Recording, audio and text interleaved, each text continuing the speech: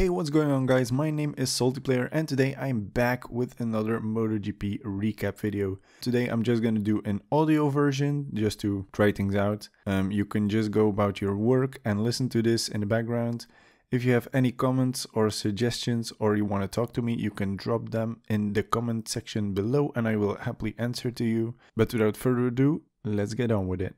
PS, you can still watch this if you want to. I will put up some pictures of the races and stuff that happened, so enjoy. Alright, so let's start off with the MotoGP. The race got underway and early drama as Quartararo crashed out, saying goodbye to his championship hopes. There were a couple of crashes, but nothing really spectacular happened this time in the race, which is weird for it being 2020. But in the end it was Joan Mir who finally won his first race in a champion-like manner. Rins was second and Pol Espargaro finished in third.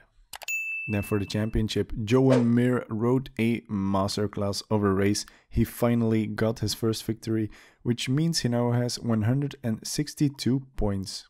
Then Quartararo had a crash in the first lap of the race, so he didn't take much points. After remounting, he finished in 14th, leaving him on 125 points. Rins is third in the championship. He has now 125 points, so he's tied with Quartararo. Mir has a comfortable lead of 37 points on the both of them. Viñales has 121 points and Morbidelli has 117 points. Dovizioso had an average race in 8th, which means he now has 117 points, which makes him fall out of the top 5 in the championship.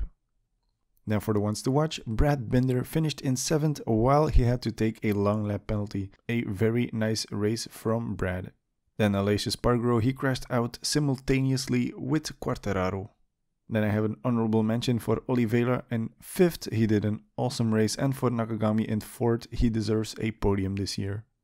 Then I was a bit bummed out by Viñales, who finished in 13th whilst having to start from the pits with an engine thingy that Yamaha fucked up or something. It's getting worse for Yamaha and their engines. I hope they can fix it for next year. Then I was a bit bummed out by Rossi, also an engine failure or whatever. They don't know officially what it was, but it wasn't very good. And I was bummed out by Quartararo with his crash, unfortunately. That now seals his championship hopes. Then for the Valencia race 1 win, I thought Mir was going to win the race and I got that one right, so that's awesome. He finally deserves it. Now people cannot say, ooh, he won the championship without winning a race. So nice stuff from Joan Mir. And for the Valencia race 2, I think Pol Espargaro will win the race. I have a discussion topic for you guys today. As I'm recording this, the news came in. Marc Marquez will not ride again in 2020. So I think it's a pretty good move on his side, so he can heal the bone and everything. Honda doesn't want to take any risks, I guess, by losing their star rider, which they signed up for 4 years. So if he fucks up his bone more, the 4 years are gone, I guess, because the gravity of the injury was pretty bad. But what do you guys think? Do you think it's a good thing we will not see Marquez and he will let the bone heal, or would you rather have seen him race once more this year? Let me know in the comment section below.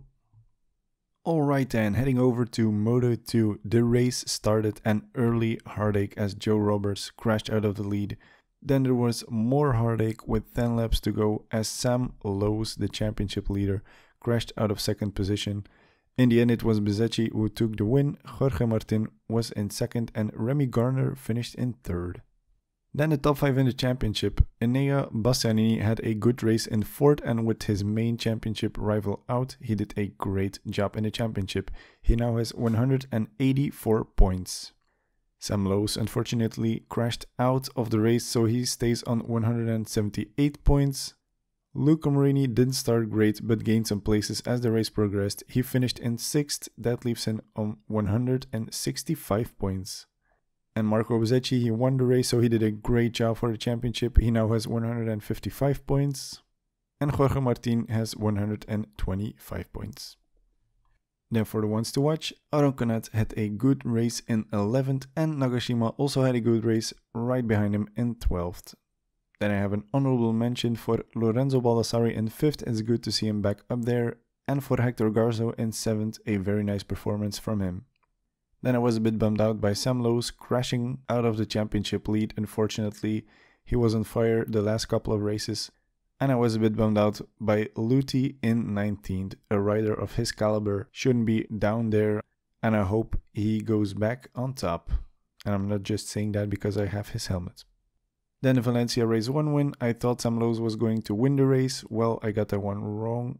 And for the Valencia race 2 win, I think Joe Roberts will win the race. Alright, then for the final class of the day, Moto3. The race started an early drama. Yes, it was a Sunday of early dramas, I guess. As Vietti high-sided, which started a chain reaction of Alonso Lopez riding into the back of Albert Arenas. Arenas stayed on the bike, but his bike was severely damaged and had to go into pits to repair his bike. Alonso Lopez was less fortunate, and as a result of the contact, he crashed. All of this allowed Raul Fernandez, who was leading the race, to have a gap of about 2-3 seconds on the rider in second position.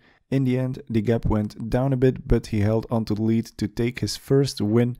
In the following group, it were 3 riders battling it out for the last 2 podium places. So ultimately, it was Sergio Garcia in second, Ai Ogura in third, and Tony Arbolino ended the race in fourth. Then for the championship, Albert Arenas had bad luck, as I already said. He stays on 157 points. I really feel for Arenas because I think he could have been champion already if he hadn't so much unlucky things. So I hope he keeps his head up. Then Ai Ogura had a chance to make up some points on his rivals. He finished in third, leaving him with 154 points. Celestino Vietti crashed out of the race, so he stays on 137 points. Tony Arbolino was fourth, so he has now 134 points. And Joe Masia also crashed out of the race. He stays on 133 points. Then for the ones to watch, Barry Baltes finished the race in 20th place.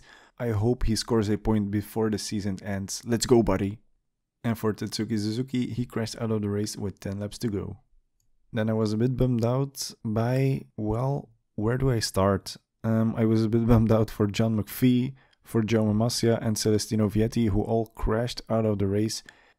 And this is not his fault, but I really feel, as I said, for Albert Arenas. He had a lot of unlucky stuff happen to him. He could have been champion already, but that's racing, I guess. 2020 is just a mad year. And for the Valencia race 1 win, I thought Joe Masia was going to win that race. I got that one wrong. And for the Valencia race 2, I think Arenas will win the race. So that was everything from me today. If you have any thoughts, any comments, you can post these in the comment section below. Please consider subscribing to me so you can follow me. And yeah, 2 races to go. Let's see what happens. It's super exciting in all 3 of the championships. We could have a champion by the end of next week. I hope you enjoyed this. Thanks for listening, and I'll see you next time. Bye.